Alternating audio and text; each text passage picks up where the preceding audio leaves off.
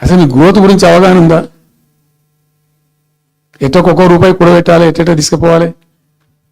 నేను ముఖ్యమంత్రి అయిన తర్వాత నన్ను ఎంతమంది టెంప్ట్ చేసినా ఐఏఎస్ ఆఫీసర్లు వాళ్ళు వీళ్ళు ఒక్క రూపాయి రిజిస్ట్రేషన్ ఛార్జ్ పెంచారు నేను 4 ఏళ్ళ దాకా. Not even single rupee.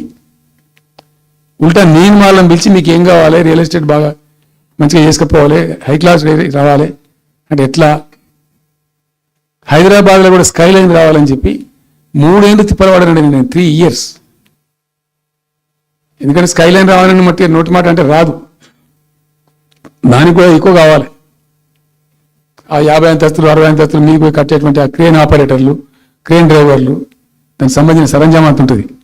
ఆ ఎక్కువ వస్తే ఆ స్కై లైన్ వస్తుంది. ఆ ఎక్కువ తేవడానికి చాలా కష్టపడాల్సి వచ్చింది.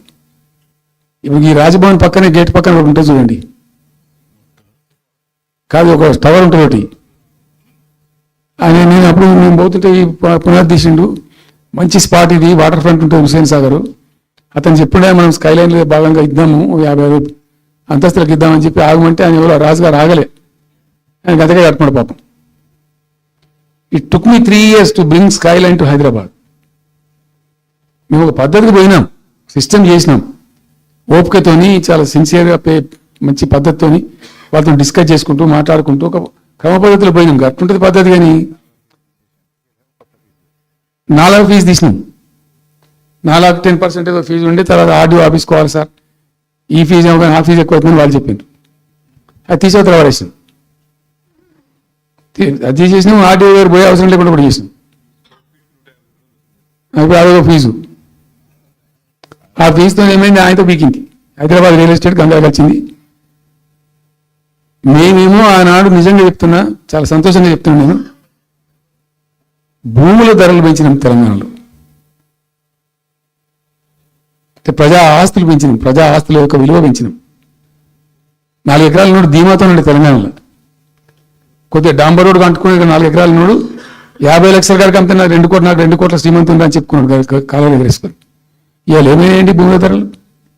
కుప్ప ఊలిపోయినాయి.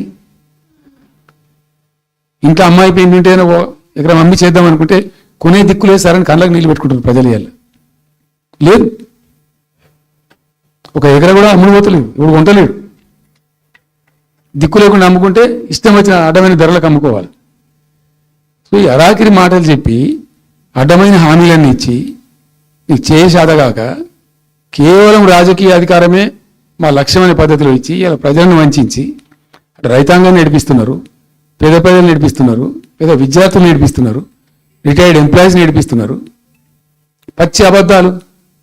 కేసీఆర్ చేసిన అప్పులకు వడ్డీలు కట్టలేకపోతున్నావు. కావు ఉతికింది కదా, ఈ చెంప ఆ చెంప వాయించింది కదా. ఎంత కడుతూ నువ్వు తీసుకున్న అప్పులు ఏంటంటే 2,90,000 కోట్లు మొత్తం కలిపి అని చెప్పింది కదా చాలా స్పష్టంగా. సో ఇట్లా ఇవన్నీ వాస్తవాలు ఒక పక్కకుంటే అన్ని అబద్ధాలు చెప్పుకుంటూ ఇష్టం వచ్చినట్టు మాట్లాడుకుంటూ ఇక నన్ను ఇచ్చడానికైతే వాళ్ళ నోరు మొక్కాలిగా. ఎప్పుడో సందర్భంలో కోపం వచ్చి కూడా తిట్టినామంటే ఒక మనిషిని మాట వేరు. పొద్దాకాదే కదా కేసీఆర్ చచ్చిపోవాలి